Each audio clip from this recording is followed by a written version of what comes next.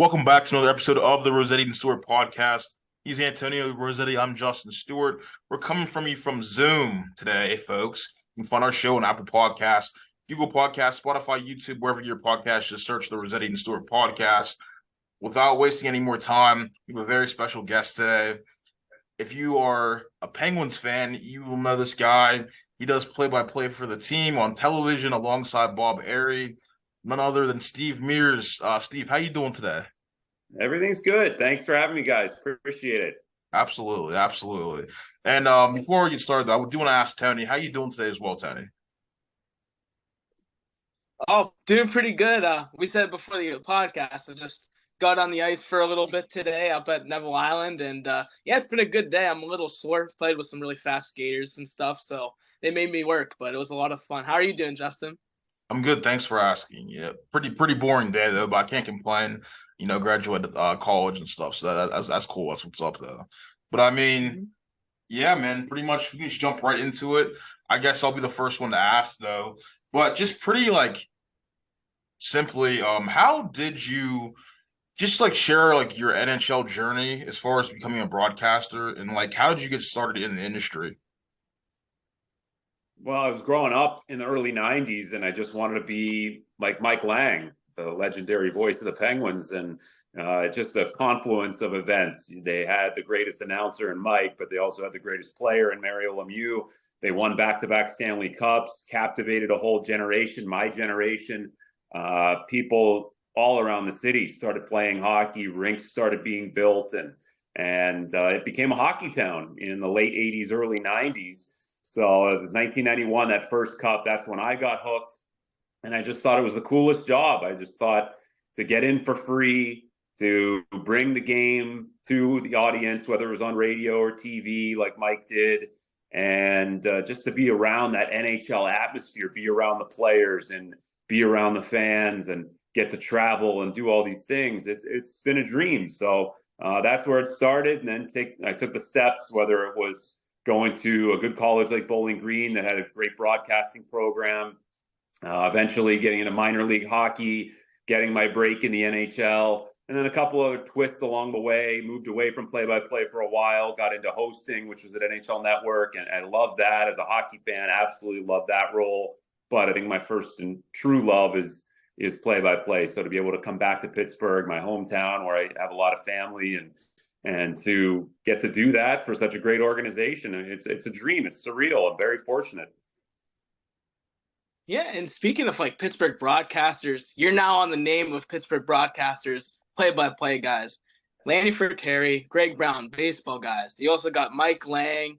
You got all these legendary play-by-play guys. How does it feel to be in that same list as those guys? Well, I got a long way to go to reach those levels. Yeah. And you can't forget about Myron Cope, and you can't forget about Bob Prince, who predates me. I mean, he was probably the biggest legend of them all. If you talk to some of the other guys, Bob Prince, the longtime legendary voice of the Pirates, before Lanny Terry. Lanny was who I grew up listening to as a huge Pirate fan, and I am old enough to remember Myron Cope, and now Bill Hillgrove doing the Steelers for a long time. So we've been so fortunate. We've been so lucky to have these iconic voices that have provided the soundtrack to some memorable moments in Pittsburgh sports history. And Lanny was doing, and then eventually Greg Brown doing the Pirates. He's done that for a long time. But Lanny was the voice when the Pirates, in that era that I talked about, 91, 92, right around then, the Pirates were wildly popular. 3 straight division titles. They were so close to going to the World Series in 1992. So we can't forget about that. And that's, again, my generation. But then Mike as well. And even with Mike, before I got into being a hockey fan, the Penguins really had some tough years, and he was the star. Mike was the reason you tuned into Penguin games in, say, the early 80s, because the team wasn't all that good. And then they get Mario, and obviously the fortunes have changed. Lucky enough to get Crosby in 2005. So it's so cool that it's become a hockey town, but to be even remotely close to those iconic voices is an honor. I'm very respectful of the lineage there, and just trying to, at the very least, try to keep the the legacy or the level as high as I can. But as I said, I got a long way to go before anyone would reach those incredible voices. And in some ways, it's such a different era now. I don't know if any announcer is ever going to reach the level of a Bob Prince, where this isn't the era where you had 3 television stations, and it's not the era where radio and those voices like Bob Prince and Harry Carey and Mel Allen and Ernie Harwell, those were true superstars. And that's a bygone era, though. So I don't know if any current announcer is going to reach the level of those names that you mentioned. Well, so just take me back to that, though. So, like, can you pinpoint that you fell in love with hockey, and not only that, but doing play-by-play, if you're able to? I think it was just the run in 1991. The Penguins won their first cup, and I remember where I was for all the big games. I remember exactly where I was when they won the cup in Minnesota. And I was like a lot of kids my age, just absolutely hooked on hockey. I wanted to get on the ice. I was inspired by not just Mario, but Ron Francis and Jaromir Jagr and Kevin Stevens and Mark Recchi and Paul Coffey and all of these great players. So I think it just came down to that first year, 1991, and every kid followed the Penguins and wanted to play hockey, whether it was street hockey or on the driveway or deck hockey we had in Murraysville, or getting on the ice, which is what I did with my brothers. We wanted to play the hockey video games. We wanted the same gear that Mario had. I had the same helmet. I had the same Coho stick. I taped the stick the exact same way he did. So all of these things can be traced back to him and 1991. And then I think right around that same time, the broadcasting side of it is when I came to the realization, like, man, that's a cool job if I could just find a way to do that. So I would practice and I would announce when I was on the driveway playing with my brothers, or I would announce when I was playing what was then Sega Genesis or PlayStation 1. So I would announce and annoy my brothers while we played those games. And it was just so, there were so many different factors, but eventually you get into high school and you get into college and you realize that this is a possibility. This is something that you can pursue. It sure is a lot of fun. And I don't think I've ever worked a day in my life because I'm doing what I love. Yeah, and I do want to add, like, too, you talked about, Mario Lemieux, and, growing up, even before they won the Cup in 88-89, he put up 199 points. And I do want to ask, like, how was it watching Mario Lemieux in his prime, while also going up against, Wayne Gretzky, who was competing against him for hearts? How was it watching those two? Yeah, it was incredible. Now, the 89 season was before I became a fan, and that was peak Mario, at least as far as the regular season was concerned, and for a short amount in the playoffs that year. But yeah, you said it, 199 points. I love going back on YouTube and watching the footage. I had VHS tapes of some of the playoff games. They had a very memorable series against the Flyers. Mario had a 5-goal, 8-point game. They lost that series, but he was just so dominant. And I would say, as great as Gretzky was and Bobby Orr, you cannot find any video of any player that was that dominant in the sport of hockey. You name it. Even McDavid today, Crosby, Ovechkin, nobody, to me, has ever reached the level of Mario in his prime. The combination of the size, the shot, the vision, the passing, the speed, the reach. It's just... and that's with all due respect to all the great players. And I've been so lucky. I've gotten a chance to interview so many of them for my time at NHL Network, whether it was Joe Sakic or Wayne Gretzky or Teemu Selanne.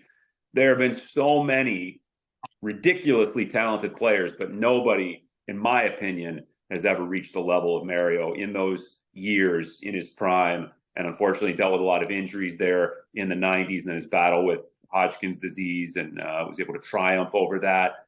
But I don't think you could find any footage. I don't think you could find anybody in the history of the game who reached the level of Mario in his prime. Yeah, it's crazy, like his height and like how his reach is. How can you have hands that good when your reach is that long? Like it doesn't seem like it should be possible. But I do want to talk to you about, like, you mentioned Sakic and Gretzky. Gretzky was also, obviously he won all the Hearts and Rosses, 10 and 9 for those. But he also won 5, Bings. And from interviews I've just heard, he seems like such a good person. How was it, working with Gretzky? He is a wonderful guy. I've had a chance to interview him many times from my time at NHL Network. He came on with us fairly often.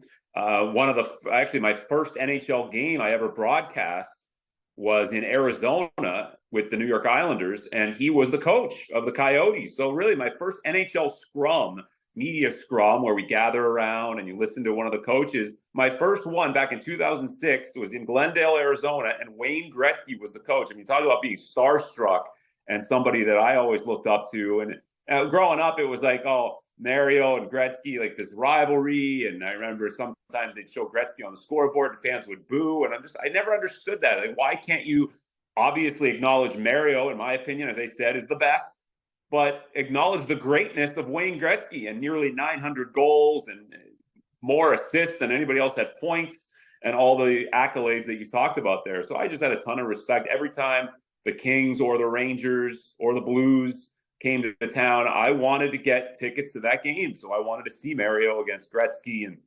and Wayne was obviously known as the great one, just a fantastic player, but a wonderful guy. And that's the thing you notice with all of these players, and you especially in the hockey world, where you get a chance to talk to some of your heroes, and then you realize they are as nice and personable as they are talented on the ice. I mean, Mario, class, Steve Yzerman, Nick Lidstrom, and now with Sidney Crosby, the same thing. Just always class, charitable, affable, willing to sign autographs for kids, and Wayne is right there too. Just a class act all around. Yeah, I do want to go back to your first Islander season, and I know like you and Ryan Malone and Colby Armstrong are kind of close now and stuff. I do want to ask, do you remember the game where Ryan Malone scored a hat trick against the Islanders in 2006? Did you get to comment do the play-by-play for that game? I don't know if that was, depends on what part of 2006, because I came in, it was 06, 07, and I don't know, so I'm not sure. All I remember with the Islanders and coming to the Igloo with those young up-and-coming Penguin teams was that we would just get blown right out of the building. We had no chance. The Islanders were terrible, and that this Penguin team was on the rise. You could feel it. It was Crosby, Malkin, Colby, and Ryan Malone, and they had Ryan Whitney and a young Brooks Orpik and a young Marc-Andre Fleury, and Jordan Staal. You could just see all the pieces were starting to come together, and eventually they were ahead of their time. They were ahead of their rebuild, and then winning a cup in 2009, that was ahead of schedule for them. But the Islanders, we were an older team and toward the bottom of the standings, and the Igloo was rocking because the Penguins were back. You know, everybody was so fired up around Pittsburgh, and it was a young crowd too, and a young team. So there was so much enthusiasm, and then it just felt like you're walking in and playing the 1976 Canadiens. It's just like we had no shot. So I do remember one game that it was right around that era. I think it was Pascal Dupuis and Peter Sikora both had hat tricks against the Pens, or against the Islanders for the Pens at the Igloo. So it was like every game it seemed like we lost 8-1, and but it was just a foreshadowing of what we would eventually see now for a generation with this Penguins core and what they've been able to accomplish. I do want to follow up on that Islanders thing. So obviously you got your first like really big opportunity with the Islanders. Can you just take me through? You kind of highlighted it with like talking to Gretzky, who was the head coach at the time. Can you kind of highlight like that experience, like what was like stepping into an arena for the first time doing a professional hockey game? Well, it was larger than anything I could have imagined. I mean, going to the New York market for one thing. I had never even been to New York City. My first time in New York City was the Islander job interview. And everything was just bigger. I'd done 4 years of minor league hockey, and that was a great time in Louisiana. But then to go from there to the New York Islanders, even though the Islanders weren't all that successful on the ice, everything was just bigger. It was a bigger audience. It was a bigger arena. It was longer schedule. It was just, everything was bigger. The good news was I was 26, so it was like the ignorance of youth. I was so young, you didn't even realize, there was no pressure. It was just, I was there. I was so happy to be there. And I had some great mentors along the way. I had a great partner in Chris King. Doc Emmerich was doing the Devils games. Kenny Albert and Sam Rosen were doing the Rangers right there in our backyard. So I got to hang out with those guys and pick their brains, and really, really fortunate that it turned out the way that it did. And it was a perfect stepping stone because I had other aspirations. I wanted to eventually do TV and wanted to move on, and I didn't know really where the Islanders were going because they were struggling. It was a financial crisis. They were struggling off the ice. They eventually got rid of their radio broadcast, and that's what brought me to Pittsburgh. But I think it was just a perfect stepping stone, though, a great place to just get your feet wet in the NHL and make connections. And the Islander fans were terrific. Got to see some great players along the way, even though the team struggled. But I knew there was going to be more. I wanted to eventually spread my wings a little bit more, whether it was doing other sports or getting into television or something like that. But for a 26-year-old kid that was just happy to be there in the NHL, I would have been the Zamboni driver. I would have cleaned up the locker rooms, whatever they wanted me to do. I was just happy I was in the NHL. So, like, following up on that, so after you left the Islanders, you did work for the Penguins radio network. So can you just kind of talk to me through, like, what were some of the jobs you did? Because obviously Mike Lang was, like, the radio voice and like, did some television as well. So, like, you just talk to me about, like, some of the things you did while working for the Penguins radio network at that time. I was kind of a jack of all trades. I did a little bit of everything. We had a couple of TV shows. We had a coach's show. I did a thing on the scoreboard when we moved to the new arena, which they still do, the intermissions and a pregame report on the scoreboard. I would do some things on the TV pregame show. And we, at the time, had the core role was what was HD radio back then. And it was like a daily Penguin radio show and a streaming radio network for the Penguins with all this bonus programming, whether it was archive games or some extra interviews. And then we had a morning show that we did every day, Penguin-centric morning show for 2 hours. And now I look back at that, this was 12 years ago, and what it was a precursor to a podcast, exactly what you guys are doing. The only thing is we were at the morning skate and we were reporting on exclusively the Penguins on a daily basis and looking around the league and talking about the upcoming game, the next game, the last game, playing some highlights from Mike Lang. But all it was just like an early version of a podcast. It was just 2 hours and we're there talking and we didn't realize it at the time. And now, of course, you got a lot of podcasts out there, but I just think it was conversational and it was really a forerunner to the modern day podcast, only it was a Penguin show. Yeah, and I do want to just go back just one more second about the Islanders too. So the first year you were there, they did make the playoffs with Jason Blake, Miroslav Satan, even Chris Simon was on the team there. But I do want to ask, like, how was it being able to do the play-by-play for a playoff game? No, that's some good homework by you. Very impressive. That's bringing back a lot of memories hearing those names. It was pretty cool for my first year for a team that was not expected to be in the playoffs to be able to make it. And one of the really memorable aspects of that run was that we were way out of the playoff picture with only about a month to go in the season. So it came down with about a handful of games left. The Islanders had to win their last 4 games, had to win all of them, and had to get help twice. 2 other teams had to lose. So 6 things had to happen for the Islanders to make the playoffs, and all 6 happened. We were scoreboard watching and then knew the Islanders had to take care of business. The last game went to a shootout. They gave up a late goal, and it was meaningless for the Devils, but they eventually went to a shootout, and the Islanders won in dramatic fashion. So it was exciting. It was an exciting run. They would lose in the first round of the Buffalo Sabres, who were really good that year. But thrilling way to get started in the NHL at that level. But I always say, we just had it about a month ago, when teams think they're out of it, I always cite that Islanders 06-07 team and the fact that 6 things had to happen and the odds were stacked against them. and they found a way, got some help, but found a way to make the playoffs and won their last 4 games. So I always say when people say, oh, they're mathematically still in it, or oh, they have no shot, and you never know. You never know what's going to happen. If that Islander team, can have those 6 things happen and make the playoffs shockingly, then a lot of teams that think they're out of it may not be. Yeah, I definitely want to talk more about the Penguins later, but I have one more Islanders question. And I know you'll remember this one for sure, too. Chris Simon takes a stick, swings it off of Howwick's face. Can you just take me through what it was like as a call? I remember watching it as a kid. I just couldn't believe it. I was like, Dad, what did I just watch? Because I was watching with my dad. And then, yeah, I just couldn't believe it. But what was going through your mind whenever you saw that?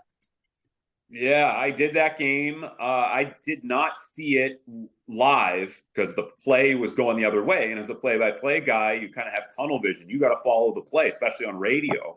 So I saw an incident out of the corner of my eye, and I thought he punched him or like just gave him a shot, and Holweg went down. It wasn't until we saw the television replay, and in the radio booth, we had a television monitor to see the replay, and it was like jaw-dropping. Oh, I can't believe that happened. And it's going to be a lengthy suspension. I remember that was we were always complaining about the lack of hockey coverage on ESPN back then. Now it's much better, but it was annoying that was one of the few times you saw hockey mentioned on ESPN back then, because it was something that was so egregious and terrible. But yeah, Chris got hit, didn't like it. He snapped, swung his stick. Luckily, Holweg wasn't seriously injured. And those Islander Ranger games, though, the most memorable for me of my all time with the Islanders are those rivalry games. There is nothing like it in sports. You don't have 2 teams in the same market where the opposing fan base invades the other team's arena, and it's back and forth with the history, and they're in the same division. You have great rivalries in other sports. In other sports, you have in a couple of instances, you have teams that are in the same city, like the Mets and the Yankees, or like the Dodgers and the Angels and so forth. But you don't have this history, and you don't have them going head to head. Back then, we played 8 times in division. So there were fights in the stands, and it was rowdy at the Garden and at the Coliseum. So those Islander Ranger games, you never knew what you were going to see. I don't want to pivot to this conversation though, but I wanted to ask, because you mentioned the Islanders' late playoff push. Just doing a few of the Penguins playoff runs yourself, what's the atmosphere like trying to call a game in an arena that's very loud and energetic, and just at the same time trying to stay focused and just trying to call a clean game? Yeah, it's a great question. That is the key word, is focus, and the fact that it's still a hockey game and you still have the same job to do, whether it's a playoff game 7 or if it's a Tuesday night against a lesser team in November. You have to have the same approach. Your preparation doesn't change. Exact same preparation. I've had that approach going back to the minor leagues and doing games in college. You got to bring it all. You never know what you're going to see. You never know. It could be a 10-1 blowout, and you better have a lot of information ready, because you're going to have to fill some time. Hopefully, and what we get on most nights, especially with the Penguins, is that it's an exciting brand of hockey, and at least the games are competitive and close, and you've got these stars to talk about. And that the key is just the preparation, being prepared for any scenario. You never know what type of game you're going to see. It's the ultimate reality TV. You never know what you're going to get with any given game. And most of the time, this time of year with the playoffs, and you get into those crazy atmospheres, whether we're on the road like last year in the playoffs at Madison Square Garden or at PPG Paints Arena, which is a tremendous atmosphere as well. It's just about staying focused, staying on the task at hand, and not really changing much, but also feeding off that crowd. And I'm right there with everybody. I'm a diehard Penguin fan. I don't apologize for it. It's in my DNA, just from having grown up here and following the team my whole life. So, and also you get to know these guys on a personal basis. So you have a rooting interest, but you just try not to let the emotions get the best of you. You still have a job to do, and you still have a job, and it's not characterized this way anymore, but it is like a reporter. You are reporting about what's going on at this game. You just happen to be on television, not the reporting sense of writing, but you just have to have some objectivity and cover the game as you would in any other game. So I want to follow up on that. So baseball, a lot of things happen in baseball, exciting, boring, and there's a lot more airtime to share stories. So I'm not really too familiar with hockey in this sense, though. But when a game's maybe not as exciting as you would hope for it to be, how do you incorporate like anecdote stories and just like fill airtime? Because I know you kind of alluded to it with what you just said. Yeah, hockey is a bit of a different animal because it's so fast and action packed. Even a boring game, you still have to stay on the puck because you never know. Couple passes, especially with our team, couple passes, and you might see the greatest goal in Penguin history. You never know with Crosby and Malkin and Letang on the ice. So in hockey, there isn't a whole lot of time for that type of storytelling and getting those anecdotes in. Baseball allows for it. It's a leisurely pace, always conversational, especially on television. It's almost like a talk show that's going on as the game is happening in the backdrop. Hockey is a little bit different, though, and especially today, the game is so unbelievably fast. We had a game, I remember, last year against the Devils, and it was like a tennis match. It just chance, back and forth they go. And the Devils are really quick, and the Penguins are trying to play that speed game. It was just trading chances. And I realized, like, I have to stay on this almost like I'm on radio because I'm going to miss something here. There's no way to veer off course. I got to just call it basically every pass, tape to tape. So that's where we're headed with the game today. It's so unbelievably fast that you don't have a whole lot of time. There is a little bit of a lull. Occasionally you can weave something in, especially if the game's lopsided. You can certainly do that. But when the game's close, you get to the third period, you get to overtime, and the stakes are high and the intensity's high. You got to stay on it, and there isn't really much time to have a conversation. Speaking of the speed of the game, though, even when you first started, broadcasting, doing play-by-play and radio stuff, I mean, it's just the game from 2006 is a lot different than it is now. And even in the CHL, I do want to ask, though, did you notice like a considerable change for your play-by-play? Was it more challenging to go from the CHL to the NHL, and maybe from like doing play-by-play from the NHL in like 2007 per se compared to now? Well, there's definitely a difference. There's definitely a speed difference with today's game. You watch Connor McDavid, you watch Nathan McKinnon and Cale Makar, and it's Jack Hughes, and the way the Devils play, the way the Hurricanes play. It's so unbelievably fast now. The way the Penguins won their back-to-back cups in 2016 and 2017, it's all about speed. And now these younger teams that are coming up, like the Devils with Hughes and Bratt and Heischier, and they are so fun to watch. So the game's never been faster. We've never seen a player like Connor McDavid who's been that fast, but also still able to make plays at that rate of speed. We've seen fast players before, but nobody's able to do the things that he can do still and maintain that high level of speed. So, to me today, the game is just on a completely different level. The beauty of being on TV is that you don't have to call every single pass. You can lay out sometimes, and I think in radio, you got to be on it because you're trying to paint the picture. But there was definitely, going from the minors to the NHL, there was definitely a speed difference. That's needless to say. Obviously, you're going up from the AA to the big leagues there. But to me, now with the way the game is officiated, the way that these players are training with their skating and doing power skating, everybody can fly, it seems like. So every young player is good there. You don't have any like enforcers anymore who are just out there to throw some punches and kind of lug the puck around and dump it in when they get in the red line. Everybody can fly. So to me right now, the biggest contrast is the way the game is played today as compared to just a few years ago. Yeah, the game is definitely, a lot quicker than it was. And I mean, like you said, Connor McDavid, Nathan McKinnon, like I saw Nathan McKinnon earlier and McDavid play earlier this year. Just McDavid's hands too for someone that quick. It's just insane. Right. Normally it doesn't match. It doesn't all match. I mean, Carl Hagelin was really fast. Michael Grabner, I remember watching him. He'd have a breakaway every game. You mentioned Jason Blake earlier. A guy could fly. But nobody has been that fast and that good at the same time like Connor McDavid. And then he just continues to make these dazzling plays, and he's must-see TV. And Leon Draisaitl by his side is nearly as good, and only a different style of play.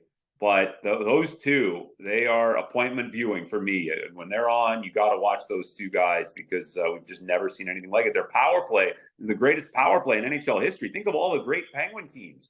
Think of all the old Oiler teams with Gretzky and Messier, and go down the list of the Avalanche or the Red Wings teams of the 90s.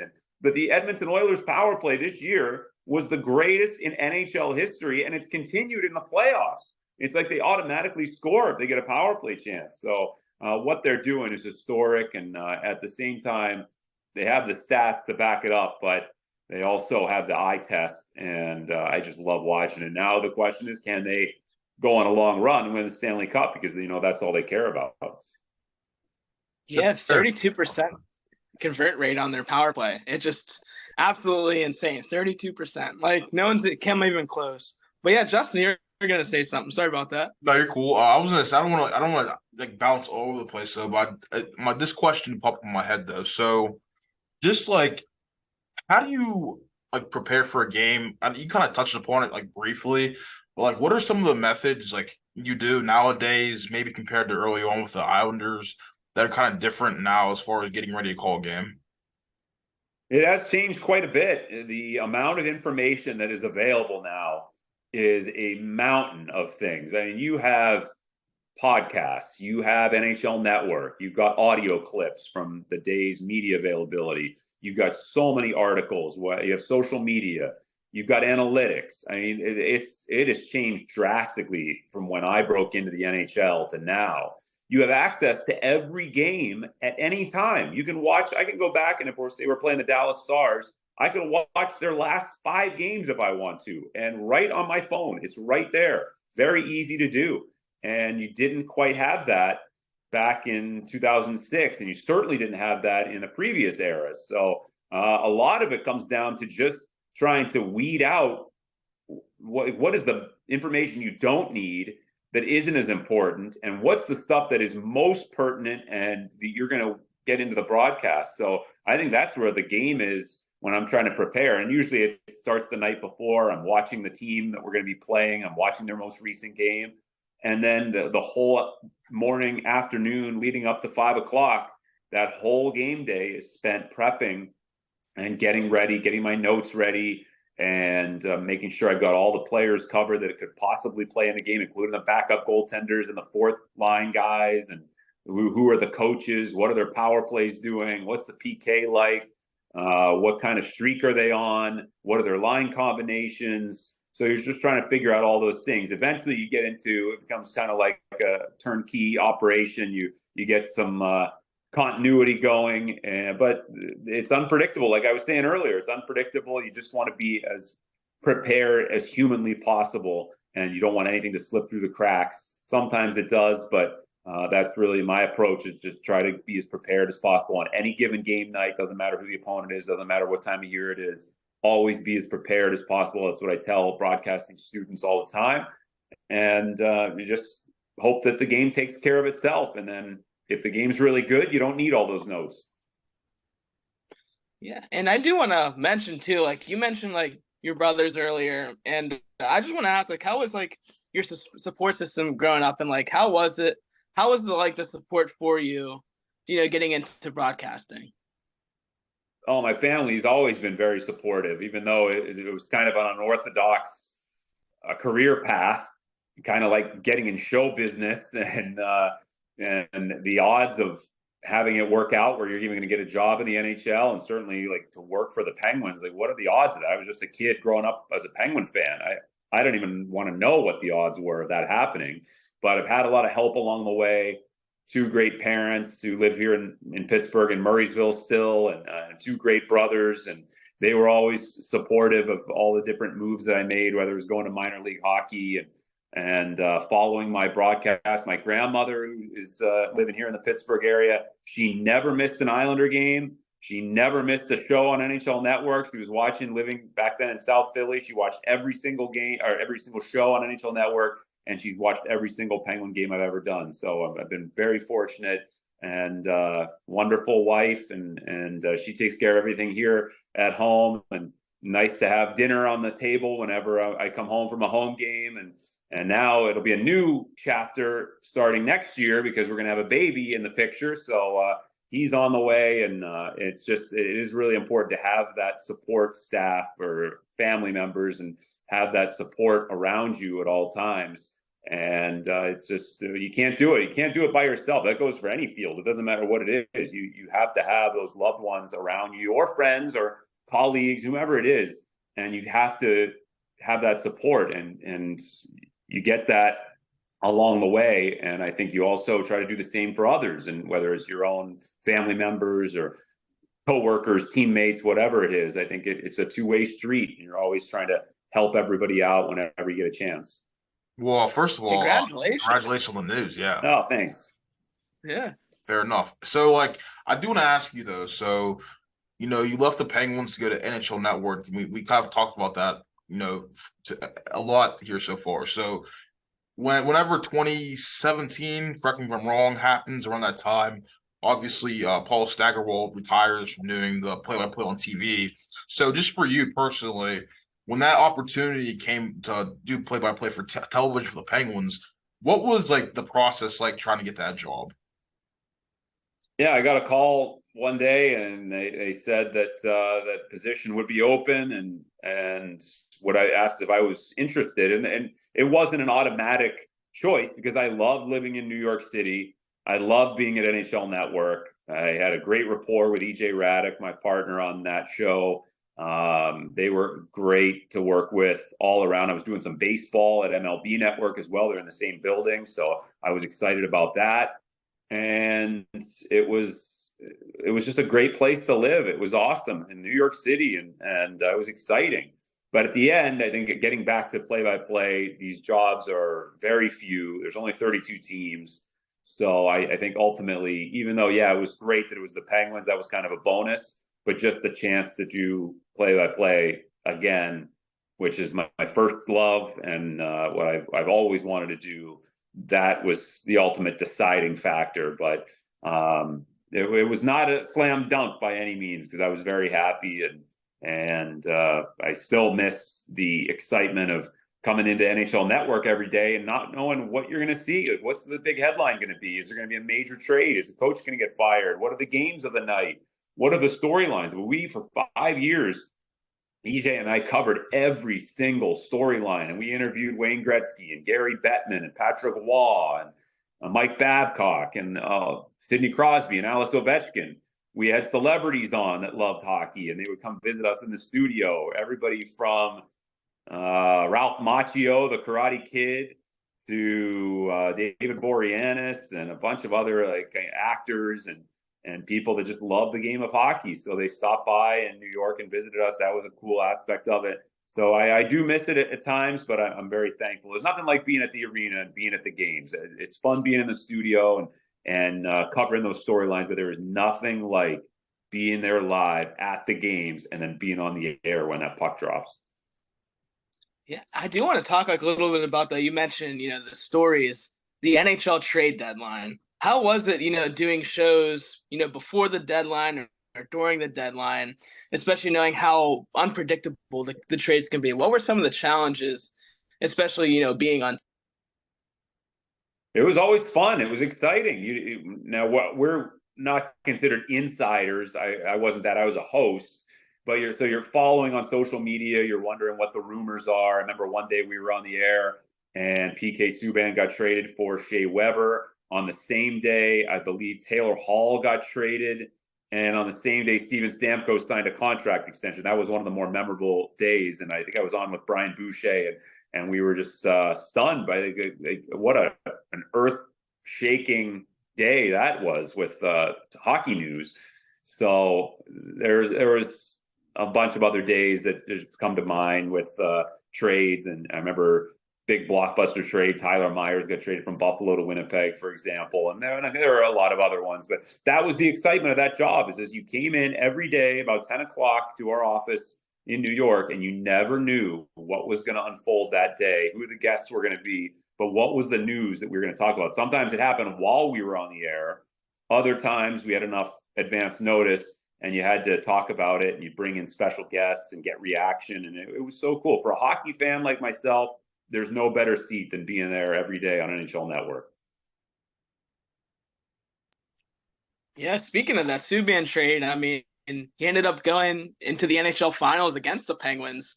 How was it, covering his trade and then getting to call him in the Stanley Cup Finals against the Penguins?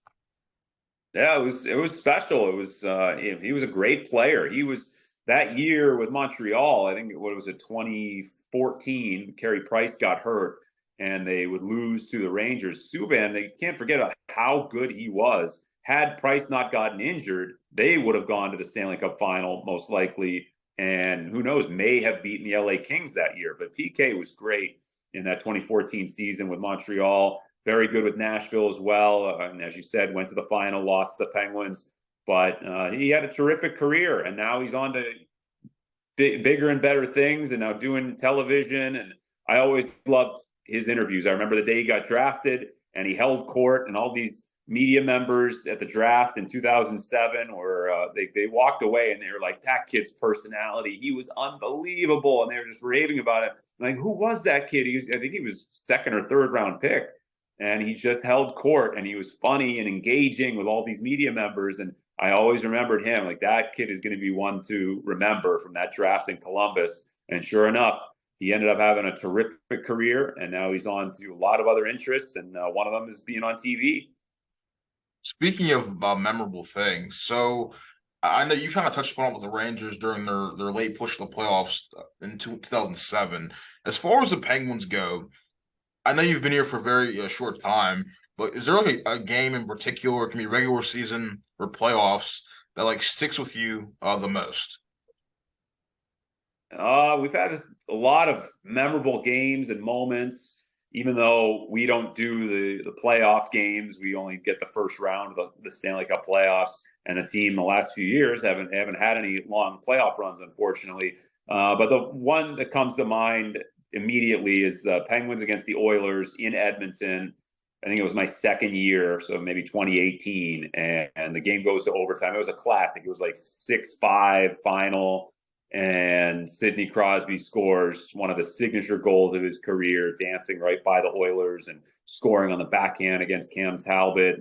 And the hype going into that game, you can't forget about. It was a young Connor McDavid against Sidney Crosby, who was still trying to claim his spot as the premier superstar and still with his spot on that throne as the best player in the world. And Crosby was like, "Oh, not quite yet, kid. Hold on a second. This is still my show."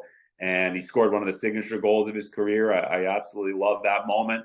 And it was on Hockey Night in Canada, or it was nationally broadcast in Canada. And so, like, all the circumstances surrounding it, and the fact that it was one of the early McDavid against Crosby matchups, and then he triumphed with one of the most beautiful goals that he's ever scored. That's the one that really comes to mind immediately. Yeah, and speaking of, someone like Crosby trying to defend the throne, I guess you could say, especially in that year, around the time he came in the league, you had Ovechkin, you had Malkin, Rick Nash, the Sedins. You got started right at the same time as them. How was it getting to watch this new wave of players come in? That's right. It was a perfect time. Hockey needed, not just Pittsburgh needing a hockey superstar, but hockey needed a hockey superstar, because you just had that 04-05 lockout. And there was a time, even though there were some very good players after Mario and Gretzky, there was Yager and Pavel Bure and Eric Lindros, and there were some very good players, but you didn't have a generational player like a Gretzky or a Lemieux or a Bobby Orr.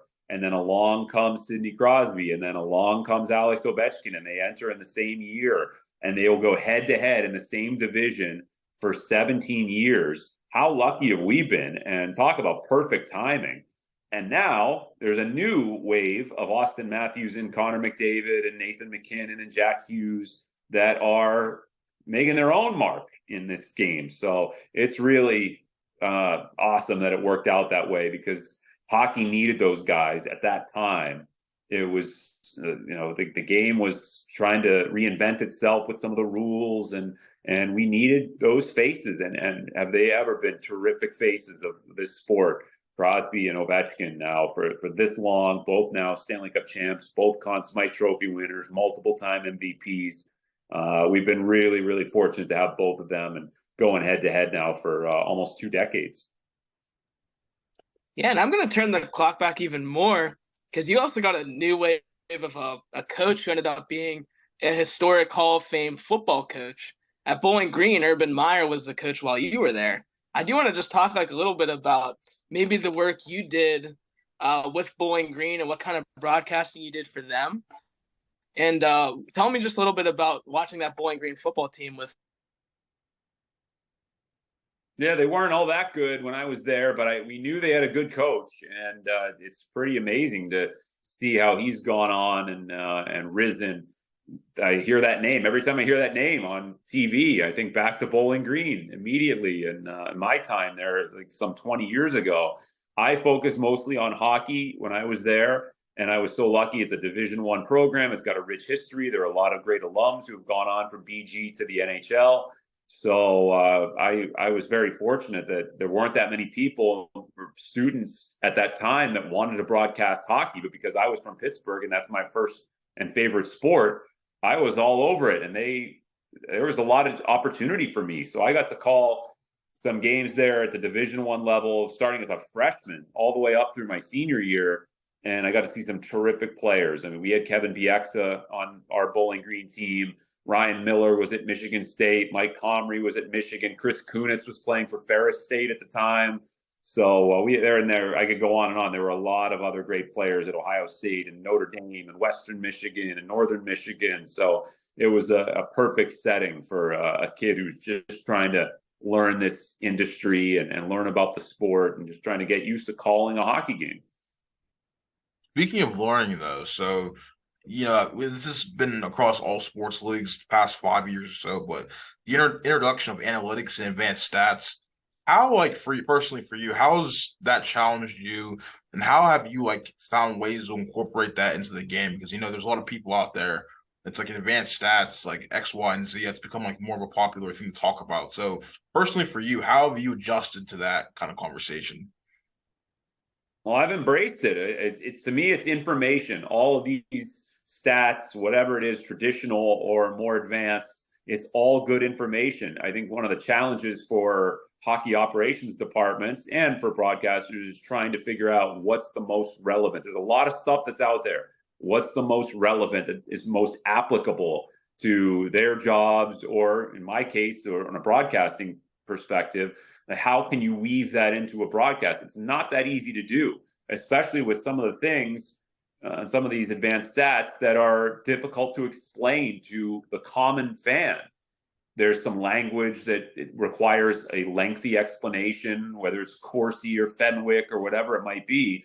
The average fan, I always try to put myself in my parents' shoes because they watch every game, or my grandmother is if I start rattling off terms like that, they're not going to know what that is. So you have to, the language, I think, has to be a little more digestible, and it's become that way over the last couple of years, which is great. Simplifying things, just talking about neutral zone turnovers or zone entries or inner slot shots. I mean, that's easy to figure out for the casual fan, but you just definitely don't want to get in the weeds too much, because you have to realize you have a large cross section. There are casual hockey fans that tune in maybe just for the big games. There are fans who live and die with every single moment of the Penguins, and they are all into all the information and everything that's out there. But you have, as a broadcaster, as a team broadcaster, you got to be aware of all of those fans, the whole spectrum. And there are a lot of people that may not understand some of those items. And then there's also a time issue too. You just don't have enough time, kind of like what we talked about earlier. This game is so fast, you do not have a whole lot of time to get those things in. That's going to be more for pregame show or social media or whatever it might be, or a talk show type setting. Doing a game broadcast, as fast as the game is today, it's hard to get things in that are going to take a while to explain, or something that just isn't all that relevant. So you really have to pick your spots. going back to the challenges of like doing hockey with how quick it is, you're going to be, doing play-by-play for 3-ice, 3-on-3 hockey. What are some of the preparations you're going to be doing, to get ready to, cover 3-on-3 hockey?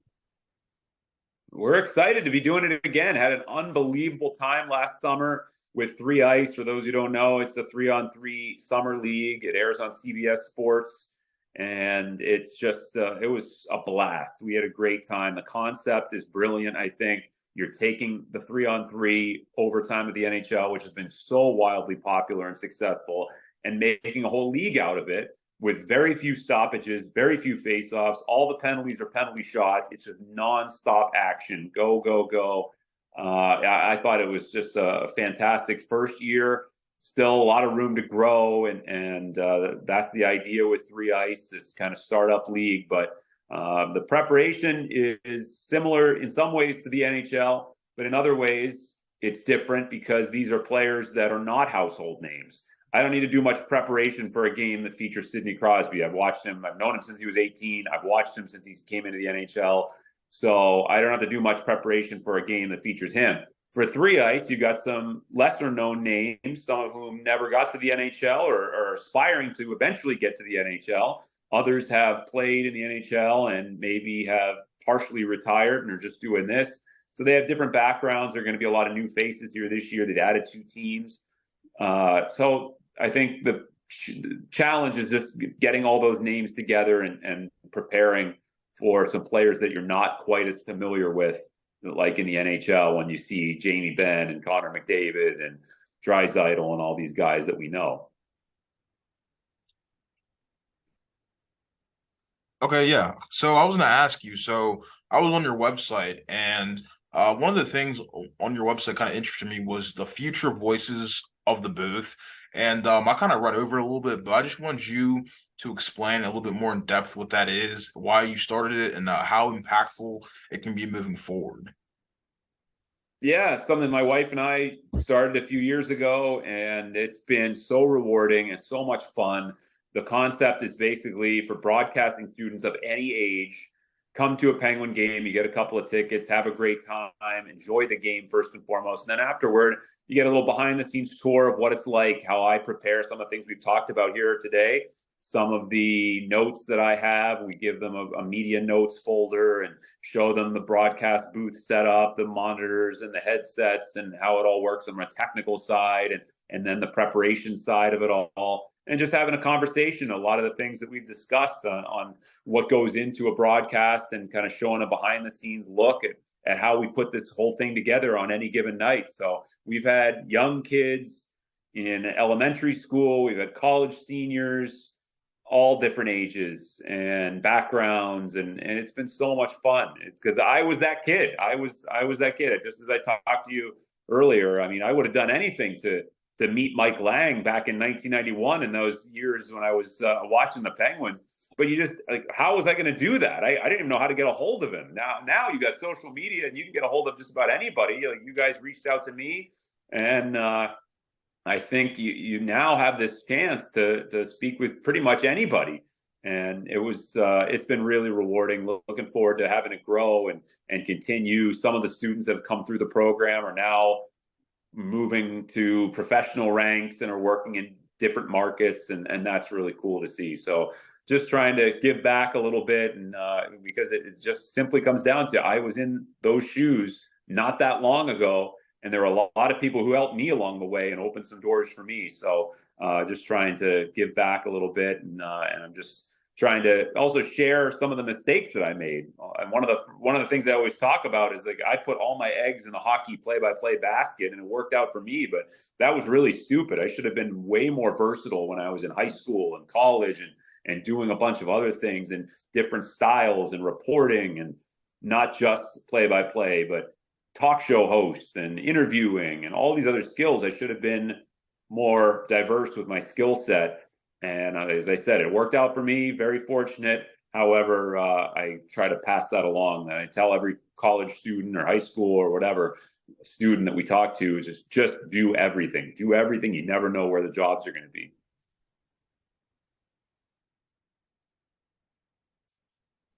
Yeah, and I do have another question too, and it doesn't have to do with what we were just talking about, but one of my last questions I did have for you is there's a Bowling Green connection on the Penguins right now. Mark Friedman also went to Bowling Green, and I know Dan Bausma also did as well. But I did want to ask, have you ever talked to Mark Friedman about your connection with Bowling Green? Oh yeah, many times, many times. He went to a lot of the same places I went to, and the same dorms, and definitely, that was one of the first things that we talked about when I introduced myself to him. That I was a fellow Falcon. You mentioned Dan Bilesma. We also have Todd Reardon, who's the associate coach for the Penguins. He was a BG. A lot of other alums around the league. Rob Blake, the general manager of the LA Kings and a Hockey Hall of Famer. He played at Bowling Green. I mentioned Kevin Bieksa, who's on TV up in Canada. He was there when I was there. And a whole host of others, Gary Galley and Ken Flee and Mike Liut, who's an agent, and a bunch of other players. Sean Walker, who plays at the LA Kings. And so it is a rich history for a small town in Ohio that isn't a Michigan or a Michigan State or a Boston College or an Ohio State. For a small town to have that rich of a history with their hockey program, won the national championship in 1984, and always have been very competitive and produced so many pro level players. It's pretty special. So and also great broadcasters too. Doc Emmerich went to Bowling Green, and there are several others. Everett Fitzhugh, who is the radio voice of the Seattle Kraken, he went to BG. And their AHL affiliate is a BG guy as well. So not only do you have the players on the hockey side, but there are a lot of announcers like myself who started at BG and now are broadcasting in the pro ranks. So one of my last questions I was going to ask you was, I don't know if you watched the NHL draft lottery, but I'm sure you heard about the whole sweepstakes about Connor Bedard. So my question to you was, we mentioned it. So Connor McDavid, you have Jack Hughes, Jack Eichel, Austin Matthews, Nathan McKinnon. The list goes on and on. Where do you see the future of hockey going 5-10 years from now? And how much good shape do you think it is as a product overall? I love it. I love the skill and the speed, first and foremost. As someone who grew up here with the Penguin teams of the 90s, I think that is hockey at its best. So to see all these kids who are coming up and they're so unbelievably talented because they train at such an early age and they work on these skills and they're so fast. I mean, that to me is the big thing that stands out. So yeah, to see Connor Bedard sure seems like he's like a can't miss prospect, and the Blackhawks are very lucky to have him. And there will be another wave of other young players. You see what Trevor Zegras did with his famous goal last year. And I mentioned Jack Hughes quite a bit. Buffalo has a bunch of good young players like Owen Power and Dylan Cousins and Rasmus Dahlin. So the future is so bright. And I think where the game goes from here, just kind of building off of that and growing the game in non-traditional markets. It's important to have these NHL teams in places like Florida and Texas and California. So to see that growth, hopefully that'll continue, and getting more people involved from different backgrounds and playing this sport, which is not always easy to do because it's an expensive sport. You got to have ice time, but there are a lot of ways you can get into hockey, whether it's roller hockey or street hockey, and just playing this game because it's so great. And I also wonder about expansion. Maybe because the NHL has had so much success with Vegas and Seattle here, I wonder if maybe there's more expansion in the cards some 5 years from now or maybe more. And I think those two success stories and the way that they make money makes me wonder if maybe at some point they'll want to go to 34 teams. Who knows? Maybe there'll be a team in Europe someday. Who knows? But it's cool to think about that. And I just know the game is in such a good place because the product on the ice has never been better. Yeah, no, that's all for my questions, Justin. Do you have anything else before we close? No, we've talked for an hour, man. I don't want to unless you have no more questions, Teddy. No, I think I think it was a great podcast. Yeah, thank you so much for coming on, Steve. All right, my pleasure. You guys keep up the good work. Great job with all the homework and research, and that's always half the battle is preparing the notes for your guests. So you guys obviously do a lot of homework, and keep up the great work. It's really cool that you have the opportunity to do this. Again, here's something did not exist when I was younger and just getting started. And there's so many things, whether it's podcasts or social media or Instagram, NHL Network. There's a TV channel for every sport. There's satellite radio. I mean, the outlets, the opportunities now are so cool. Everybody's got a camera and a microphone in their pocket now. You can practice your craft, whatever it may be. So I think it's really cool that anybody can start a podcast, start a show, and the more the merrier. That's how I look at it. And there's a lot of great content out there. So keep up the good work. Fair enough. Well, ladies and gentlemen, thank you so much for that. Yeah, yes, sir. Ladies and gentlemen, that was our podcast for this week. That was Steve Mears, the play-by-play man for the Pittsburgh Penguins on television. Just a reminder before we sign off, you can find our show on Google Podcasts, Apple Podcasts, Spotify, YouTube, wherever your podcast. Just search for Rossetti and Stewart Podcast. For Antonio Rossetti and Steve Mears, I'm Justin Stewart. We'll see you guys later. Steve, once again, thank you for hopping on, and have a great rest of your day, by the way. Same to you. Thanks for having me. All right, see you guys later.